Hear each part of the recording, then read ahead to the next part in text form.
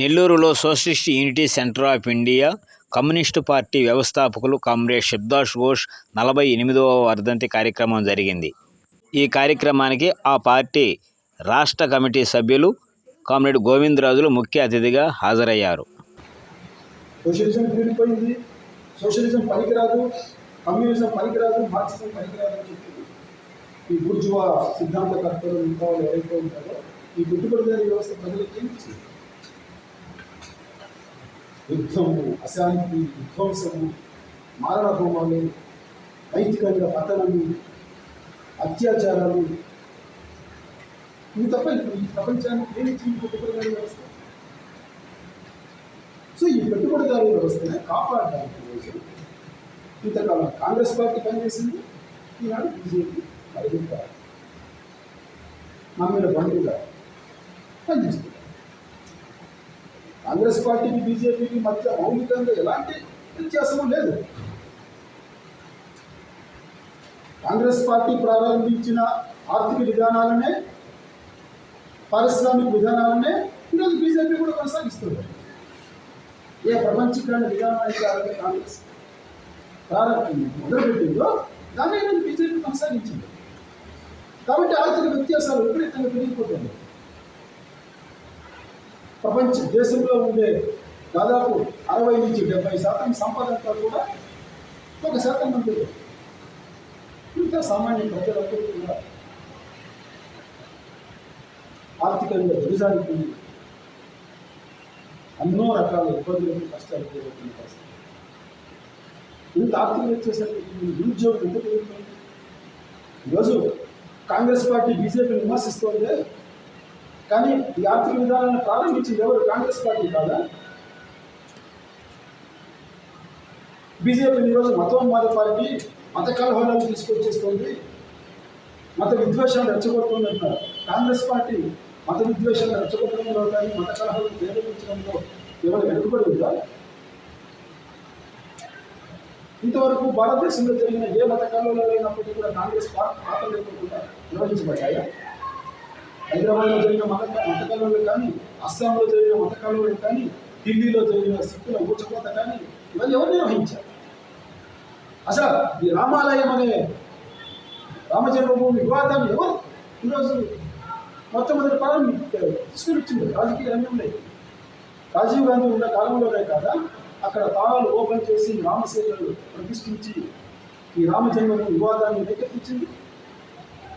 ఈరోజు ఆ కాంగ్రెస్ పార్టీని ఈరోజు సిపిఐ సిపిఎం మాట్లాడడం సెక్యులర్ పార్టీగా, అదే ప్రజాస్వామ్య పార్టీగా ఈరోజు దానికి ముద్ర వేసి వాళ్ళు ఏర్పాటు చేసిన మీడియా కూటమిలో వీళ్ళు భాగస్వామ్యం. కాబట్టి కాంగ్రెస్ కానీ బీజేపీ కానీ ఇది పాలక వర్గాల యొక్క కుట్ర. కాంగ్రెస్ పార్టీ అపఖ్యాతి పాలైపోయింది కాబట్టి ప్రజా వ్యతిరేక విధానాలు చేపట్టి, పెట్టుబడిదారులకు అనుకూలమైన విధానాలు చేపట్టి ప్రజల నుంచి అది పూర్తిగా అసహించుకున్నారు. కాబట్టి బీజేపీని మరొక ప్రత్యామ్నాయంగా తీసుకొచ్చారు. ఈరోజు బీజేపీ రేపొద్దున అపఖ్యాతి పాలైపోయి ప్రజలు చీకొట్టే పరిస్థితి వస్తే రేపొద్దున తిరిగి మళ్ళీ రాహుల్ గాంధీ ఒక నాయకుడిగా కాంగ్రెస్ పార్టీని ఒక ప్రజాస్వామ్య పార్టీగా, సెక్యులర్ పార్టీగా ప్రజలను చూపించి ప్రజలకు మద్దతు ఇవ్వాలి. ఈ విధంగా మొత్తం ప్రజల యొక్క చైతన్యాన్ని అంతా కూడా ప్రజల్లో పెరుగుతున్న అసంతృప్తిని, ప్రజల్లో పెరుగుతున్న ఆగ్రహాన్ని అది వ్యవస్థకు వ్యతిరేకంగా, పెట్టుబడిదారు వ్యవస్థకు వ్యతిరేకంగా ఎత్తుపెట్టబడకుండా పార్లమెంటరీ రాజకీయాల పరిధిలోనే బంధించి ప్రజల యొక్క చైతన్యాన్ని ఎక్కడ పరిమితించాలంటే బీజేపీ సరిగా పరిపాలన చేయలేదా? మోడీ ప్రజలకు వ్యతిరేకంగా తయారయ్యాడా? మోడీ ప్రజల యొక్క హక్కులన్నీ అణిచివేస్తున్నాడా? మోడీ నిరంకుశంగా తయారయ్యాడా?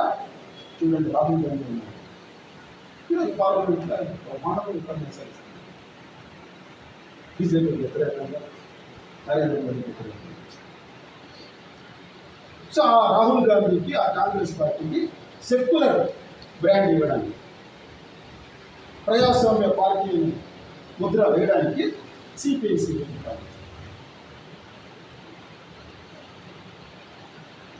కాబట్టి ఈ పార్టీల యొక్క పాత్ర అంతా కూడా ఈరోజు